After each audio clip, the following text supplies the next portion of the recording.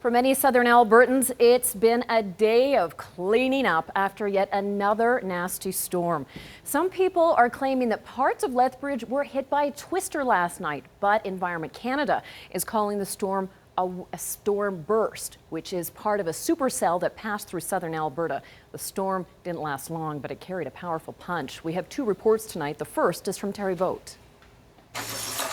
The storm hit West Lethbridge first. The clouds were dark and it moved quickly, and then it was completely white out. I mean, I've never seen anything like it in my life. The 140-kilometer-per-hour winds, hail, and lashing rain knocked down concrete fences and left parts of Paradise Canyon in shambles. It was really freaky. It was really freaky.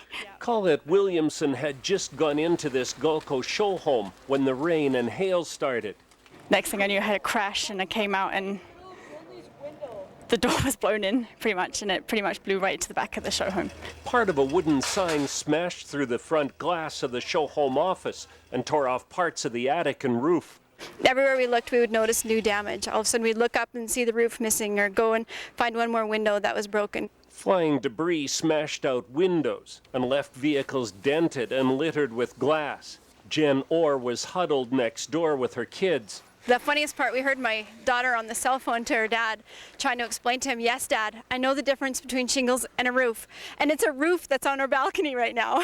The storm tumbled construction trailers and small buildings, tore off shingles, battered homes, and flooded the streets. And as it headed southwest, it wreaked more havoc, leaving a trail of broken and uprooted trees, downed power lines, and damaged property. In our neighborhood in Fairmont, it was just like somebody took a machine gun to all the houses on the west sides of the homes. Near the County of Lethbridge Airport, the Field of Dreams RV lot was looking more like a field of nightmares. We looked out the windows. There were trailers shaking due to the wind. The rain was coming down in torrents, and then we ended up hearing just a loud bang, and a few of them in a row. Some residents believe the damage could have been caused by a twister, but that has not been confirmed.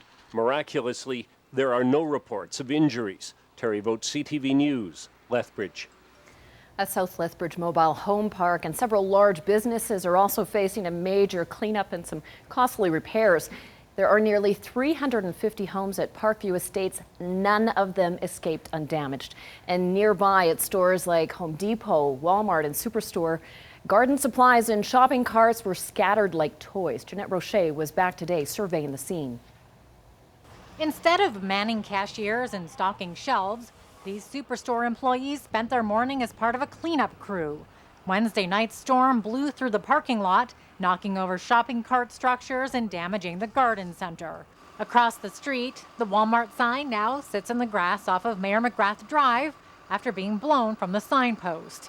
And a short distance away at Park Ridge Estates, all 342 mobile homes have hail damage. I mean, it's like a war zone here. It looks like Al Capone drove by. And no one seemed to know it was coming. I mean, it scared the daylights out of a lot of people. One of the worst hit was Arlene Strovey, who now has this damaged structure in her front yard. I think I just looked and went, uh-oh. That was pretty much all I could do. This van behind me used to be under the protection of a carport, but strong winds lifted that carport off the ground, flipped it over, where it now has landed in a heap of rubble in Arlene's front yard. I actually thought it was a very loud clap of thunder when it came down. That's what it sounded like.